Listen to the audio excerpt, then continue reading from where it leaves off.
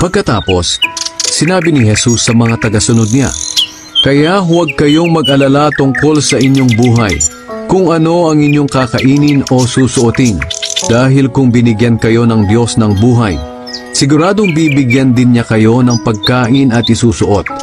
Tingnan ninyo ang mga uwak. Hindi sila nagtatanim o nag-aani o nag-iipon sa mga bodega, pero pinapakain sila ng Diyos. Higit kayong mahalaga kaysa sa mga ibon.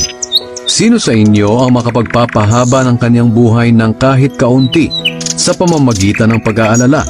Kaya kung hindi ninyo kayang gawin ang ganyang kaliit na bagay, bakit kayo mag-aalala tungkol sa iba pang bagay? Tingnan ninyo kung paano tumutubo ang mga bulaklak sa parang. Hindi sila nagtatrabaho o gumagawa ng maisusuot nila.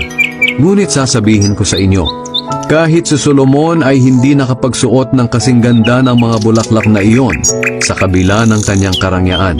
Kung dinadamitan ng Diyos ng ganito ang mga damo sa parang, na buhay ngayon pero kinabukasan ay malalanta at susunugin, kayo pa kaya? Kay liit ng inyong pananampalataya.